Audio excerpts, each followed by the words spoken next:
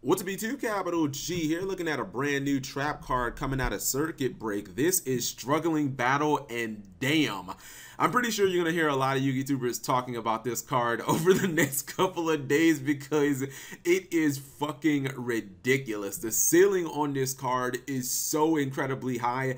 It kind of blows away any other Six Samurai support that Konami has given the Archetype outside of like maybe Gateway or something like that. And it's kind of crazy because it doesn't seem to be in line with any of the new Six Samurai support. It's actually interesting because I thought all the new Six Samurai cards were going to be in Spirit Warriors, and then they kind of throw one into into Circuit Break, which, I mean, it's kind of weird, but it's like, whatever, I'm not going to complain about support. So in the artwork, it seems like a whole bunch of Six Samurai monsters are fighting amongst themselves. Like there might be some type of, Marvel Civil War going on here. You see Grandmaster, you see the Great Shogun Sheen, etc., etc. So it looks pretty cool. Let's go ahead and read the effect so you guys can understand why this card is absolutely fucking bonkers. So it's a normal trap card, but don't worry because there's a little kick to it. If you control no cards, you can activate this card from your hand. There's the kick. So obviously, if you don't have anything on your field, you can just activate the trap from your hand, which, if we've noticed anything about the Phantasm Spiral deck, obviously activating traps from your hand is pretty damn good because don't got to worry about those Twin Twisters, don't got to worry about those Cosmic Cyclones. Your opponent can't target it, obviously, if it's not on the field.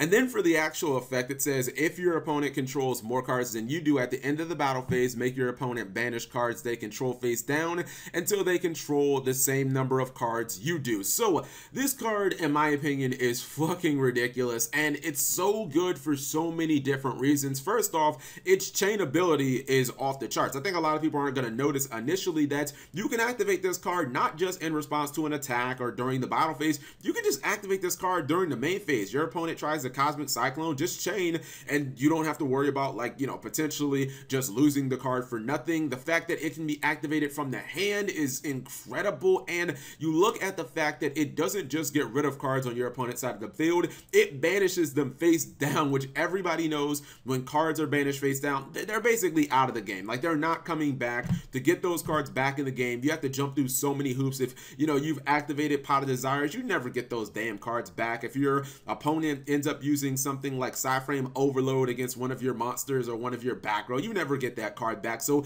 banishing face down is the best form of removal, and this card has that built into it. And the fact that it's chainable means that even if your opponent does, like, let's say that they blind MST it, right, during the main phase, and you flip this over, a lot of times that this card is going to act almost identical as a Waboku in that situation, where your opponent probably won't even go in the battle phase, because if they can't actually kill you, what is the point of them even attacking, knowing at the very minimum they're just going to lose all monsters on the board anyways? And if they have any back row, like, they'll lose those too. So it actually acts as like a card that is basically a better version of Waboku. I mean, yeah, you can still take the damage, but is your opponent really going to risk their board at that point? And the thing about it is, the ceiling of this card is so high, it can hypothetically change the way that Yu-Gi-Oh! Is played. I know that that sounds a little absurd, but just follow me here. You guys know cards like Mirror Force and Gores have fundamentally changed the way Yu-Gi-Oh! Is played. Obviously, with Mirror Force, I mean, you still see people do this now. Maybe they'll switch a monster or two into defense position if they don't need that damage to kill their opponent, because you never know when one of the Mirror Forces is going to pop up, quaking, rippling, whatever, and just completely ruin your day. The same thing with Gores. When Gores was released, people started attacking lowest to highest because you didn't want your opponent to summon that Gores. You miss out on a bunch of battle damage, and they have a really big token.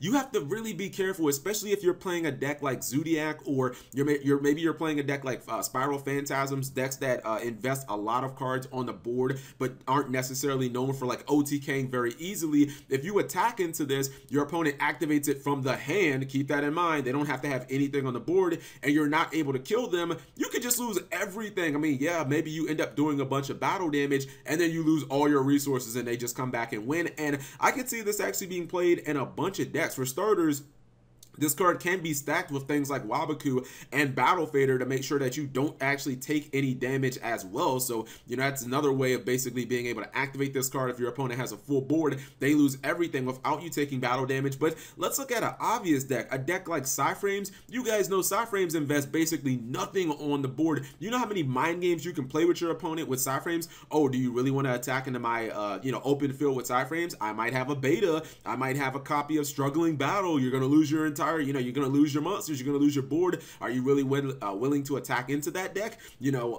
Psyframes, for the most part, from what I understand, the only thing they really commit to the board is like the field spell. So that's really nothing. And even when they do summon their boss monsters like Omega, they just banish themselves anyway. So this card is really good in a deck like Psyframes.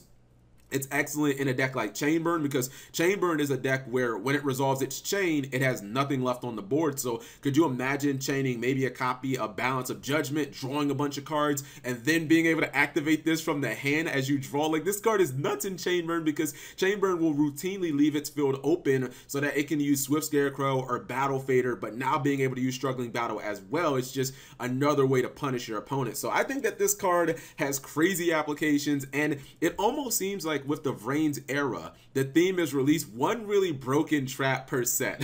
Obviously in Code of the Duelist, we're getting Trickstar Reincarnation, which I don't understand why that card was created, not even once per turn and searchable. And now we're getting Struggling Battle, which is a card that's already being compared to like Exiton Knight and banishes all, you know, your opponent's cards face down, and it can be used from the hand. And oh my god, this card is absolutely insane. I think it will see a lot of play in like troll decks, and I just foresee this card honestly pissing off a lot of people, much like Trickstar Reincarnation. You guys have seen those Trickstar OTKs left and right, and this card seems to be something very similar. Okay, my computer screen just cut off for a second. So let me know what you guys think of Struggling Battle. Oh, the last point that I want to touch on is it's very odd that this is by far the best Six Samurai card Konami has basically revealed of the batch, and you know, the new support coming out in Spirit Warriors and whatnot. And this card doesn't help Six Samurai at all. Like, it's not even good in its own archetype. It's just going to be abused in every other deck. And I really don't like when Konami does that. They'll release this really amazing card, but it's not even good in its own deck. Like, it's going to be exploited all over the place except Six Samurai. So anyways,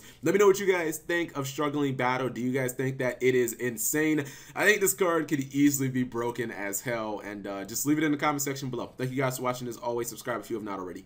And actually, I thought of kind of like a perfect example to basically symbolize how this card could definitely affect the way that we play the game, a la, you know, Gores, Exiton Knight, Mirror Force, etc., etc. So let's say that I'm playing like, you know, whatever random deck. Maybe it's like a meta deck or something like that, and you're playing Barrier Statues, and you go first. It's game 2, and you get basically the opening that you want. You get maybe a card of Demise, plus you get your Barrier Statue of Light. You've got a field spell. You got 5 in your back row. You're feeling really good. You got a Strike, a a Mirror Force, you've got a Forbidden Lance for the Kaiju, or excuse me, for like a Dark Hole or something like that, or a Chalice that I might try and use. You have everything that you need to win, and I just say, oh, you know what, I draw my card and I pass.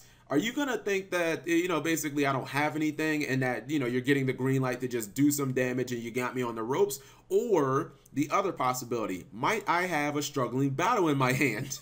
And once you attack with your Barrier Statue, and everybody knows you're never going to OTK anyone playing Barrier Statues, you get your 1000 damage, I activate Struggling Battle during that battle phase, and I end up clearing everything on your entire board out of the game. I mean, basically, I end up going +6 because I just wipe clean everything that you have, all your resources, and you're out of the game. And those are the type of things you're going to have to think about moving forward. So this card definitely can punish anti-meta decks that put a lot of cards on the board but can't actually close the game out. This card might be, you know, something like Malevolent Catastrophe times 10, because obviously it hits monsters. Obviously I don't have to set it on the board, thus it won't be susceptible to like spell and trap removal. So yeah, this card could definitely shake up the game a ton.